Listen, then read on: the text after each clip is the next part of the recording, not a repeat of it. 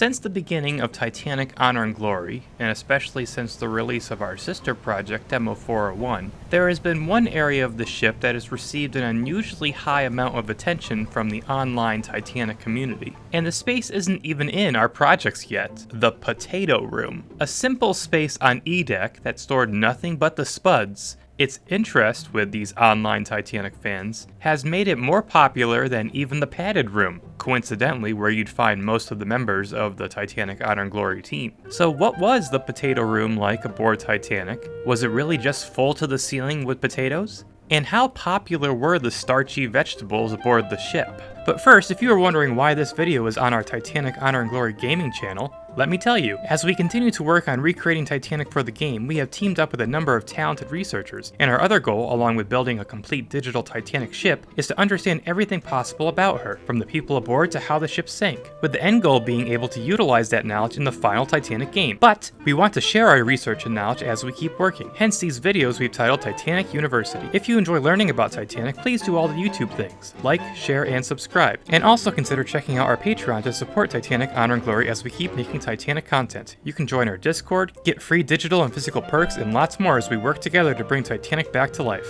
Now, back to the lesson. Indeed, Titanic carried a lot of potatoes for the consumption of her passengers and crew. A total of 40 tons of potatoes loaded up at Southampton in that little room. Doing the math, and some of our researchers spent a whole night and more doing the math, that's roughly 85,318 potatoes stuffed aboard the ship for eating. And here's what it would look like as a giant 40-ton potato. If I were aboard the Titanic, I'd watch out for that instead of the icebergs. But there were even more potatoes aboard Titanic. Deep down, the entirety of the lower part of hold number 2 is full of potatoes. 3,477 bags from 3 companies, an astonishing 86.9 tons, or in potatoes, 185,564. Can you imagine all these potatoes aboard the ship? Tragically, these 185,000 potatoes were some of the first cargo aboard Titanic to get soaked and lost as the iceberg tore up the ship right in this area. But those potatoes weren't for eating aboard Titanic anyways. The first 40 tons were. Titanic's passengers and crew pretty much had the options of potatoes in every meal, on each menu, all the time.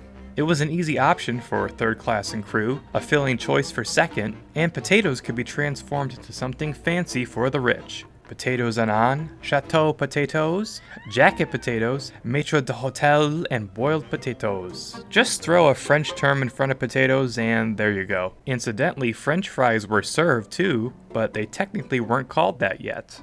Not all of the 40 tons of potatoes were stored in the main room on E-Deck. The messes and saloons were scattered around the ship, and so were the galleys to prepare the meals. Third class even had its own dedicated potato storeroom, often ignored for the larger potato room. This smaller one was aft of the third class galley. Potatoes couldn't be taken directly from the storeroom into the passenger, of course. They needed to be prepared, cleaned, cut, and cooked before plated. The marvels of the Edwardian age provided numerous electrically driven machines to help produce the needed manpower that otherwise would have been required in years prior. Potato washing, peeling, mashing, and of course cooking and baking machines were in all of Titanic's galleys. Time and efficiency were valued highly, and all of the equipment certainly cut down on waste. So how exactly was our famous potato room designed and outfitted? The majority of Titanic's storage food spaces were outfitted the same way as the potato room, and we are able to cross-check all this information from Britannic and Olympic. The space was on E-Deck, adjacent to one of the watertight bulkheads, so it was a steel box. The steel walls were covered with layers of cork for insulation. This cork wasn't exposed to the air directly. It was covered with wood for further insulation. Remember, potatoes and other food needed to be climate controlled. We don't want any mold or eyes growing on our potatoes. The floor was left bare steel, but some wood slats were placed down to allow a little bit of air to flow under the bags. What kept the potato room's temperature under control, and the other cold rooms aboard Titanic cold, were the ship's brine pipes and circulation system.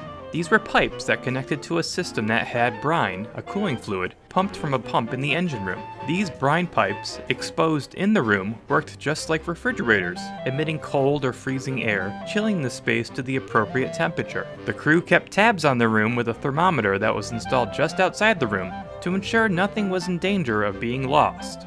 And with that, the final step was to load up the room with bags of potatoes. Enough to satisfy the needs of every passenger and crew aboard from a trip starting in England and back. But 40 tons of potatoes, really? Could all those potatoes technically fit in this relatively little room?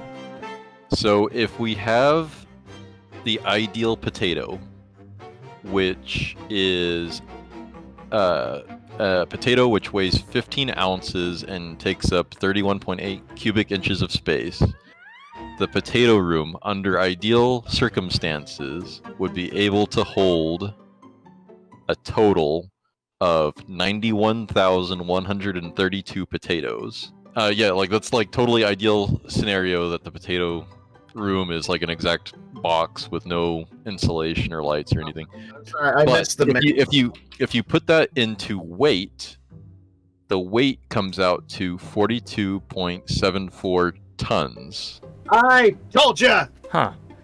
Guess math wins the day. I really hope Thomas Andrews is proud that over 100 years later, a group of nerds are arguing whether or not, with the power of math, if his ship could hold a certain number of vegetables or not.